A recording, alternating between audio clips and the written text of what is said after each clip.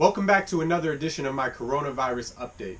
So as the title suggests, I'm just going to go over some basic things that you guys can do for prepping. And this is going to go for whether we're talking about the coronavirus, whether we're talking about a short-term weather event, or some kind of mid to long-term kind of hunker down situation because of whatever, the apocalypse, whatever you want to call it. But this is just basically for your average person who's just wondering what they can do in times like this or other kind of situations where you need to kind of depend on yourself more and kind of want to be prepared. And if you're just one of my subscribers and you're just watching because it's another video out, well, hey, I appreciate all your support as well. And before we get started, if you haven't already, be sure to hit that subscribe button down below and the notification bell. Alright, so as I go throughout this, I'm going to kind of jump back and forth between some of the different situations. As far as like a short-term event or long-term or this specific situation, which is the coronavirus. This is the only corona I got right now. So anyway, I'll start off with something light.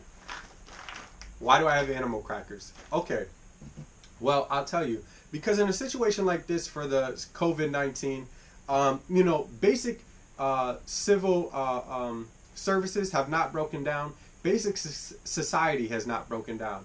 Now, our social norms have definitely taken a hit.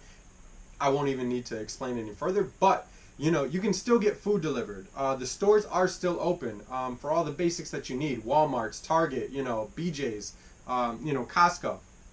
So, in a situation like this, or even a small-term weather event, or any kind of event that would cause you for a short time to be at home or whatever, it's good to have comfort food. Now, I have been trying to watch what I'm eating. I still try to exercise. I don't want to gain 50 pounds during this month at home. But that said, you do still want a few different kind of things that are comforting. And I love animal crackers, just one of my snacks that I like. So as I was out shopping a couple weeks ago and buying all some of the essentials, I saw these and I just grabbed it. And my little joke to everybody that's been around is that, once these are gone, that's when it's time to panic. And of course, not really, but, that's just my joke. So I would just say, when you can, try to make situations that are a little difficult, a little better for yourself. I love these things. And that's just one for me. You want to hope for the best, plan for the worst, and in the meantime, try to enjoy yourself if you can, of course, right? So that said, I'll jump into the greatest discussion of all time right now, TP.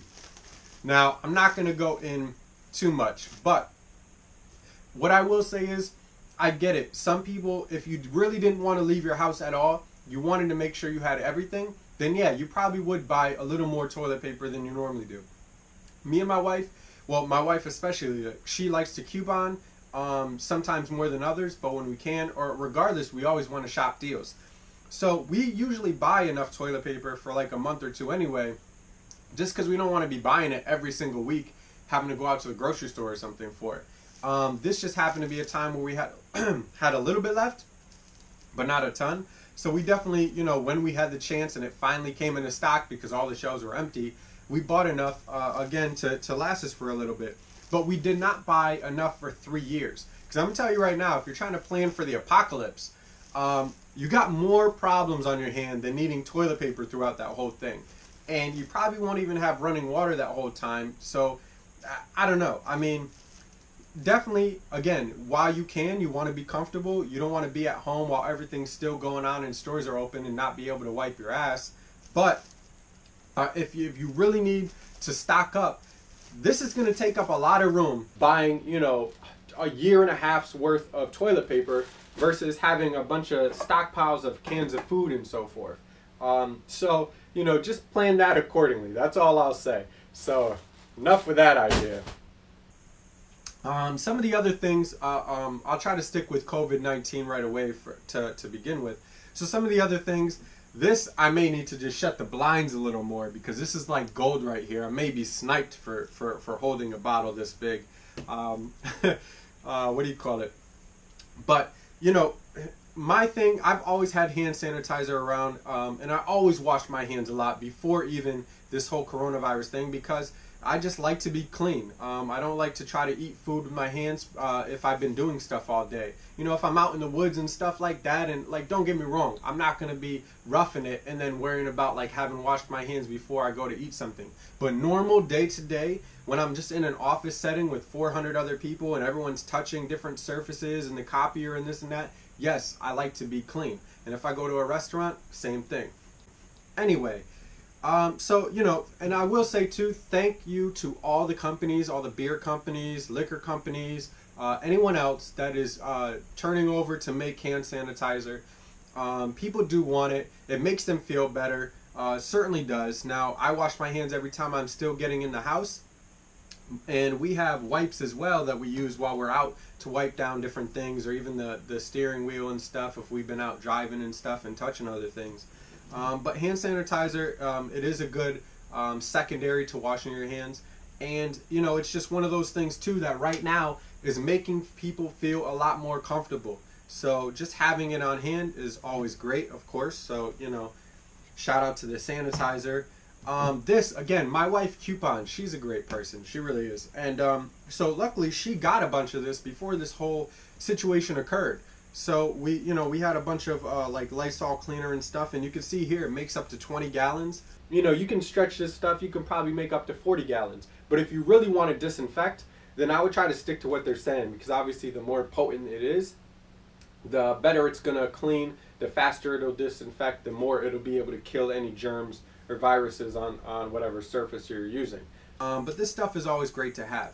Now, again, I mean, unless we're looking at like some kind of, I don't know, apocalyptic situation where everyone has this crazy mutating virus that kills you in 10 seconds, you probably don't need 40,000 of these. You know what I'm saying? But obviously right now it is good to stay clean and keep different surfaces in your house clean. So if you can do that, you know, go ahead and do that. And again, with the wipes, same thing. Right now, like if you have to use an ATM or a card to swipe somewhere, I'm wiping it off. Normally I wouldn't do that, even though I'm kind of a clean person.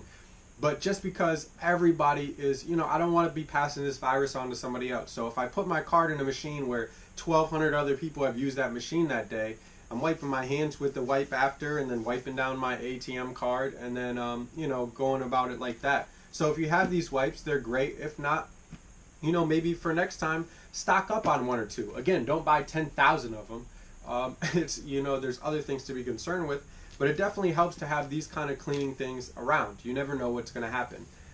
So definitely be mindful of that. Now, something else I'll move on to is, you can see here, I'll move this for now, is the water. So water. A basic idea is that you want about 1 gallon of water for every person per day. So if you have a family of 4, you're looking at needing about 4 gallons of water a day. Now, beyond this coronavirus, because I mean, you can still go to the stores, you can still get deliveries. Don't buy 10,000 packages of water. Leave some from other people. It's not that type of situation. Unless you're already a prepper who's been preparing for the end of the world, then you probably have a stockpile of, you know, 100 of these, and that's fine. But for any kind of small like term event like a hurricane or a storm or something, if you want to prepare to be on your own for about 3 days before, you know, services can get to you to rescue you, or before, you know, the lights come back on and things go back to normal and the roads are plowed, again, you want about 4 gallons a day for a family of 4, 3 days, so 4, 8, 12 gallons of water. Now, me personally, if you're planning on that 3-day window, I would just say prepare for 5. It's better to have a little extra than to just be needing it. So I would kind of go for the idea of needing about 20 gallons of water. So, you know, that's about 4 or 5 of these packages. Now, what I would say too, if you're one of the families that like drink a lot of water, period, like you know, you hand your kids water bottles that they're heading out to go play with their friends and that kind of thing, then get another package of water, and that's what you drink from. And when that goes out, then replace it. But what I would say to do is, when you replace it, take that new one, put it in your stash, and then take one of your stashes and then take it out to drink. You know, if your stash is always going to sit there and never be touched, it may be 2 years before you use it. Now, mind you, I'd much rather drink 2-year-old bottled water than have nothing to drink. That's a given. But if you can, while you're doing this, replace your stash. So that way, you know, 6 months from now or a year and a half from now, when you have to go drink it, it's not a year and a half old water. Most of it is all, you know, within the past 6 months or so. So it's still really a lot more fresh and, you know, usable.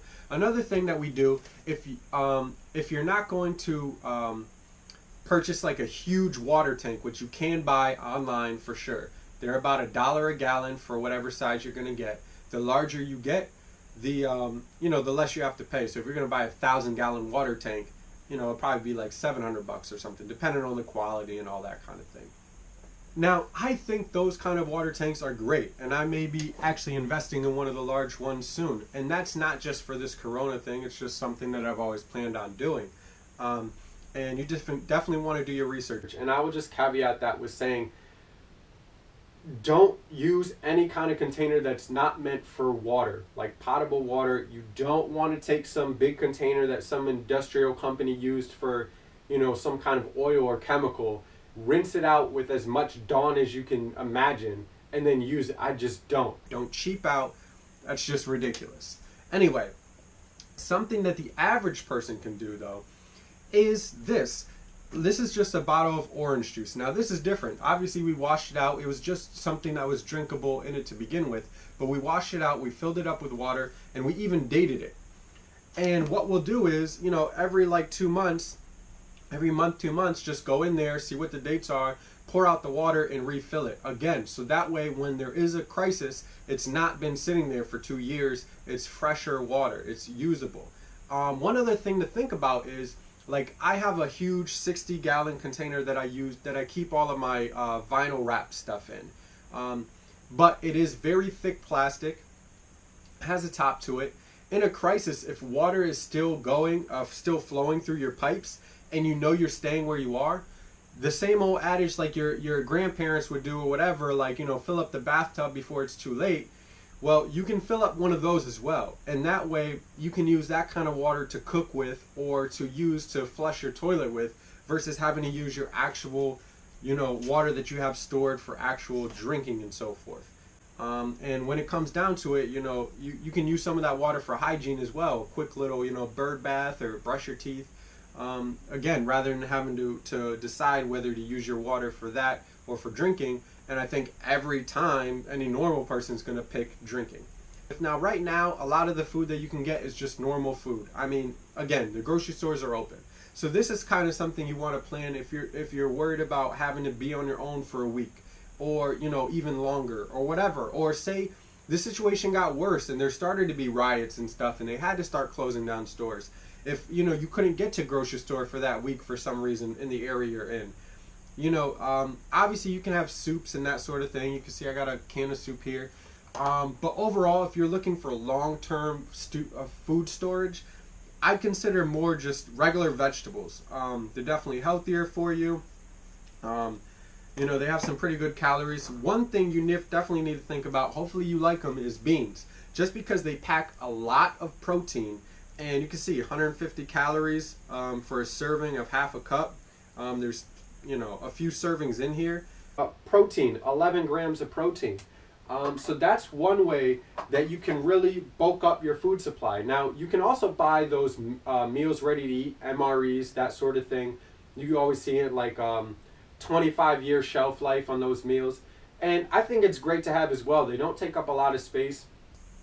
I think some of them taste okay, you know, others are better than whatever. But on top of that, this is also stuff that you can eat from. And the same thing as water. You're always going to eat corn. You know, you're going to make rice and beans or whatever it is. So you can do the same thing, have a small stockpile of this kind of food, and when you go out shopping to do your weekly, monthly shopping, whatever it is, you can buy another container of corn and then bring that one up to the pantry and then take the new ones and put it down in your little stockpile. And it's just something to think about there. Same thing with rice. You see I got this big bag of rice here. Now, most families eat a lot of rice or pasta anyway. So, you know, if you're like us, we don't like to have to shop for everything all the time. This is a 20-pound bag of rice. Probably costs $7. Now, if you're worried about being able to eat something for a long time when you don't have the convenience of DoorDash or Uber or whatever, this takes up a lot less space. $7, you can eat a family of 4 for a long time on this, versus, you know, the toilet paper I threw away there. You know, you could have tons of it, but that's not going to feed your family. This will. Now, one thing I would suggest you do, regardless of whether you want to prep for a long time or not, is get a vacuum sealer. And why do I say that? Because one other thing that we do normally, and this is, again, just normally, is we buy lots of meats and things to plan so that we can have food for a long time. So like right about now, we would normally go shopping and have enough like steaks and chicken for like all the way through summer. And you vacuum seal it, you put it in a freezer. Again, if you only have one fridge in your house, then that's not really possible, but we have a standalone freezer, and so that's what we'll do. So I just have a couple things here, but this is a chicken cordon bleu my wife wanted to make. The other thing is, in a short-term weather event or something like this, if you don't really have the ability to go out and make that fancy meal you normally have on Sundays or something, and now you're stuck in the house, how great is it to be able to pull out one of these and you can still cook? You can still have it. You don't need all the ingredients or anything. You just need a hot flame to be able to cook with. One thing my wife made a little while back was a bunch of small, like, portioned out macaroni and cheeses. Now, these we'll eat sooner because we didn't vacuum seal them, but she did freeze them right away. So they'll definitely last for like a month or so, or even more. And you can take them out and, you know what I mean, like, have a nice meal that you don't have to cook with right away. And this is the kind of thing that we'll do anyway. You know, she'll make a meal, and it's a really good meal, and she'll make 2 or 3 times what we're going to eat for that day, even if it's a family sitting. And then she goes and vacuum seals it all up, and that way, you know, later on that week or something, I can eat it for lunch or something like that. Extra hot dogs, same thing. We'll buy in bulk, get great deals on them, and then just go ahead and vacuum seal them. And then we can go back out and, you know, middle of summer, pull these out, defrost them, and now we got a bunch of dogs. We don't have to run to the store again. You know, sometimes we do for things. But you know what I mean? Same thing. Some of her great mashed potatoes, garlic and onion in them. You know what I mean? I think these are sweet potatoes, plain. You know what I mean? And they're portioned out. So you don't have to, I mean, you can make it in bulk, but she also likes to usually portion it out just so that, you know, you can make what you need. You can have a hot pot of water going over a wood fire, stick 2 of these in there, let them cook up, cut them out, serve them. Same thing with this. Put it right on a grill, serve it. So, and have I mentioned my wife is great? Because she's great. But that's the sort of thing you want to think about. Now, long term, if you're trying to prepare for something for a year or half a year, you're going to go through that. And if you have to, you know, move from where you are, you're not going to be able to take a bunch of freezer full of food with you. Of course, you can take a small cooler or something. But as far as being at home, those are great things. And again, those kind of creature comforts, again, along with like the animal crackers situation, the idea of things are already kind of chaotic. You know, you may have kids, they're a little worried.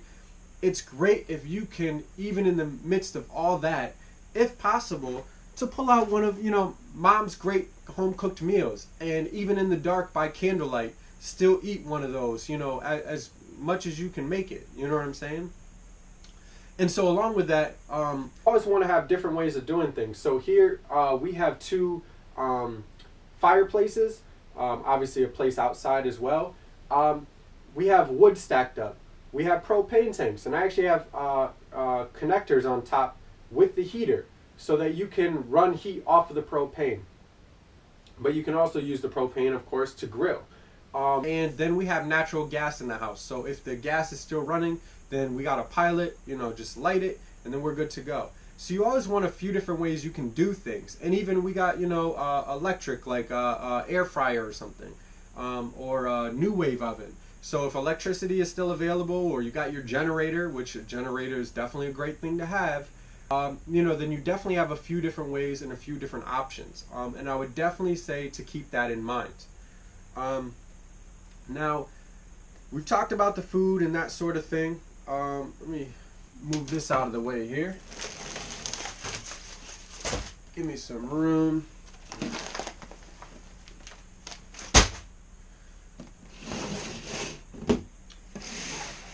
Now, the other thing that I want to talk about here is what you also want to be prepared with. And when I say that is, you kind of want to have like a go bag. Now, this may sound real like doomsday prepper or whatever, but it's not. What if there's a disaster in your area and you have to go to grandma's house 200 miles away, right? And that's where it's going to be safe and you're going to stay there for a week while the storm passes or something. That's not doomsday prepper. That's just something that you have set ready to go. You never know when an event is going to happen, and you just got to pick up. And it's great if you have a bag that has 90% of what you need. Yes, maybe you take a cooler and dump out a few things from the freezer and grab a package or two of water, big waters with you. But you would likely want to have a pretty decent first aid kit in there. And the kind of things you want to have in there are, you know, gloves. We got a small bottle of peroxide in here. You know what I mean? Neosporin. Different kind of things. Bandages. Well, we got them taped up here so that they stick. But gauze and stuff like that. You know, just some of the basics. And you can get a small little kit like this and add to it. You don't have to just keep what's in there, because a lot of it, some of it is good, some of it is not. You don't need 12,000 different kind of small little band-aids, okay? You need some small band-aids, you know what I mean? Maybe keep one of the little packs of the Elmo ones or something for your kids in there to make them feel nice. But overall, you want to take out some of that stuff and again, replace it with the stuff you need like this. The other thing I would suggest to get, it may sound crazy, but get a blood trauma kit. Something that can stop large amounts of bleeding. You never know what's going to happen. And you don't want to get caught off guard if there's a crazy situation. You can't just call 911 usually. So you want to be able to, you never know if somebody's like chopping wood or something and hurts themselves badly. You want to be able to stop the bleeding right there. So do that, have tourniquets, that sort of thing. Some other things that you want to have in a go bag. And I'm not going to go through everything, but I will go through some. This, I suggest you keep a roll in your car anyway. There's a few things I suggest you keep in your car. But in your go bag, keep one of these too. You never know. This can help stop wounds if you need to, if that's all you have. It can help do a million things. Duct tape. There's so many, what do you call it? You know, sayings about it, but it's true. It just has 1,001 uses. Just keep it with you. Some of the other things, I just, you know, I have these two things just to show you, but basic tool. Just have a basic tool set in your car. Have maybe even some of the bare basic tools in your go bag. Not a whole wrench set, this set, that set, but something that you can do just basic stuff with, because you may need it. Some of the other things you want to keep in your go bag. Maybe a toothbrush. You don't want to have a whole hygiene, oh, my shampoo and this and that for the women. I get you want it. But you need some bare essentials. But at least a toothbrush, at least you can feel somewhat clean. You know what I'm trying to say? And, you know, that and a little stick of toothpaste, and you and your fiance or whoever it is, you know, you can all just stay, you know, stay a little cleaner. Give you a little sense of normalcy in a terrible situation. I have here this little... emergency blanket. Just something that's very small, takes up very little amount of room, but if you're stuck in a car and you can't go anywhere and the engine won't start to even give you heat, something like this is great to have. Normally in winter, I usually suggest to keep in like an extra blanket and a coat in your car, just an old raggedy one or something, because you never know. But in your go bag, it's great to have something like this. Some other stuff. You know, you want to have a knife? I'll also keep one of these if you can find them. It's like a little mini saw. If you're out in the wilderness or something somewhere, at least you can cut down some trees a little easier. You know, because you're going to also want to be able to make fire. Now you want to keep one of these wind torches here.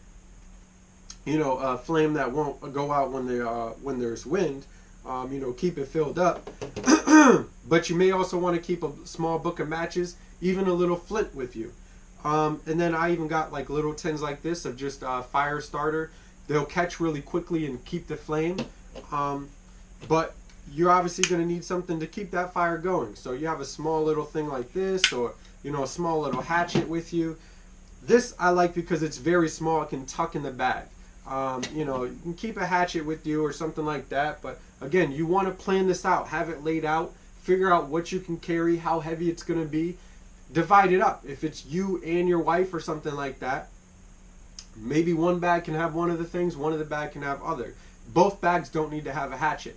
Both bags don't need to have one of these. There are some things that you want to keep in both bags, like a couple bottles of water, some granola bars, something small, and maybe enough to be able to ration for a day or two.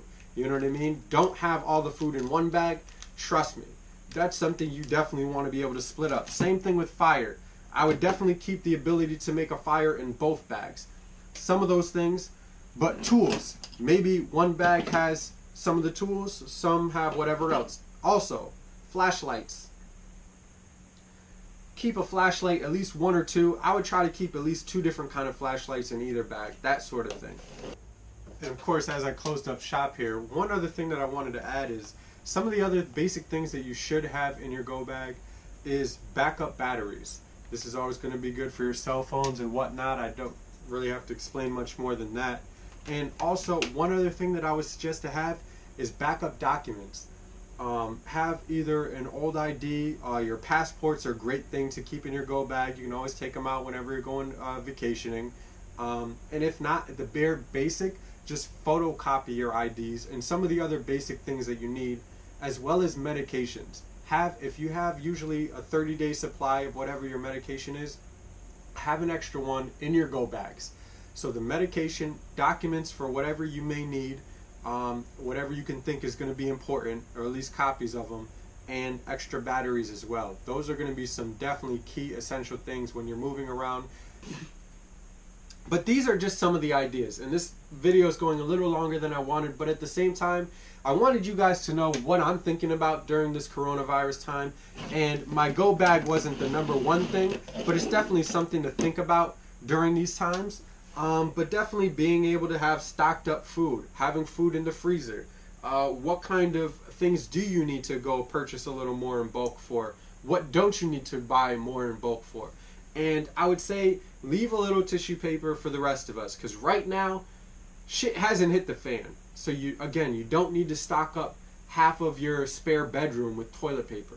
You know what I'm saying? Unless you're going to go hand it out to everybody that doesn't have any. I mean, just use a little sense. But those are some of the things that we're thinking about here, that we've planned for, some of the things that we do normally anyway. Hopefully this video was beneficial to you guys. If you like it, please hit the like button down below. Please comment down below. What kind of things are you guys doing to prepare for this coronavirus? What kind of things do you do to prepare normally anyways? Was this helpful for you? Did you find this completely ridiculous? Whatever your thoughts are, leave it down below. I appreciate all the comments, good and bad. You know, I can take some criticism. It's not going to hurt me. If there's anything else that you want to see from me, you want to hear from me, as always, leave that in the comments down below. I have made plenty of videos based off of what people have suggested, what people want to see, what kind of content they're looking for. So I appreciate your time here. SK Lifestyle, as always, carpe diem. Be thankful, strive to be happy. And with that said, I'll see you guys next time.